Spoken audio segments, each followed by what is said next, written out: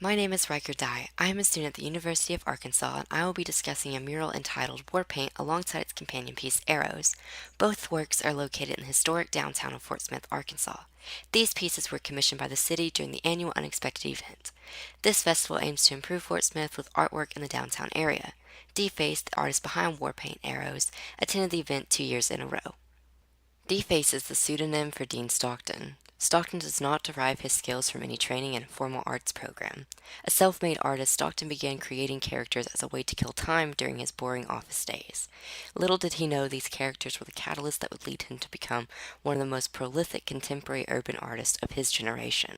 Today, Deface has become a symbol for the urban art movement and is omnipresent in its growing popularity. Dean Stockton opened the gallery Still in Space in 2005. An innovation of its time, Still in Space showcases underground art, atypical of galleries.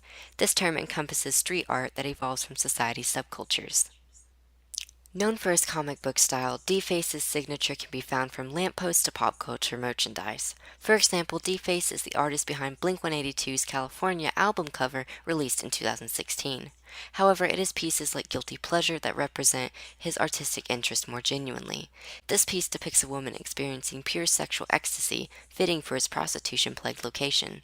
Deface is known for these kind of subversive images, meant not only to challenge conventional views, but to also encourage the public to not only see, but to look at their surroundings.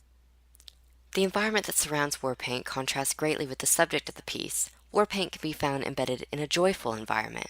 Located on the riverfront of Fort Smith, this piece finds its home in a small carnival area of downtown.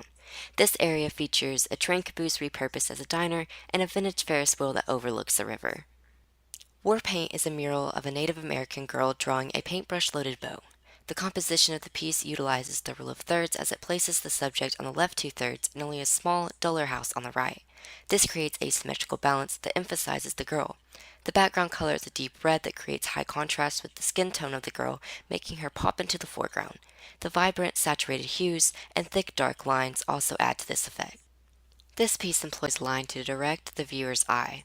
The hand stabilizing the bow leads the eye to the paintbrush arrow, which in turn begins an axial path to the girl's pained expression. The paintbrush also begins another directional path. Following the trajectory of the paintbrush, one can find Warpaint's sister installation, Arrows, a few blocks down. Arrows features 5 sculptures that represent the girl's fired ammunition. Each arrow possesses intricate feather fins. Deface met with leaders of the Choctaw Nation to ensure that he used authentic color and design true to their culture in his pieces. War Paint is a work stereotypical of Deface. War Paint and many other of Deface's work would fall into the category of pop art. This movement spread throughout the United States in the 1960s. Although it is typical that artworks be influenced by the artists of old, this piece receives inspiration from a more recent muse. War Paint calls back to the work of Roy Lichtenstein. Lichtenstein was a pop artist during the beginning of the movement. Compared to Lichtenstein's Torpedo Los, one might believe that war paint was also created during the 1960s. Like Lichtenstein, Deface draws upon the imagery of comic book drawings. This includes thick lines and vibrant colors with no blended shading. The subjects of these works are characterized by their intense expressions, which often impact audiences greatly. This dramaticism can be attributed to the environment in which these pieces were created. The movement was birthed by a decade of social and political upheaval. The struggle over policy became the subject of art. Likewise, Deface prides himself in art that challenges the orthodox and sheds light upon ugly truths. Deface uses the same tactics employed by early pop artists like Lichtenstein to comment on the public's ethos. Warpaint debates the morality of its location. Deface strives for his pieces to be a box of bittersweet delights. Warpaint, though vibrant, holds a darker truth. According to psychoanalysis, Warpaint holds the community accountable for the Indian removal acts.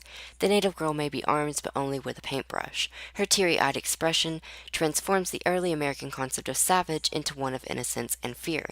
This is an attempt to illustrate the American Indian more authentically.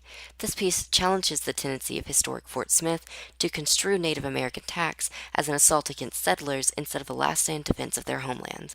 As a Native American descendant, I connect personally to the piece. Though textbooks have made great strides in teaching the history of American Indians with accuracy, it still falls short. In order for a nation to be truly patriotic, the people must accept the shortcomings of their homeland. The mural reminds Fort Smith of its participation in tragedies like the Trail of Tears. Though the mural is placed in a happy environment home to a beautiful riverfront and carnival area, Warpaint urges its audience to acknowledge the trauma that laid the foundation for their success.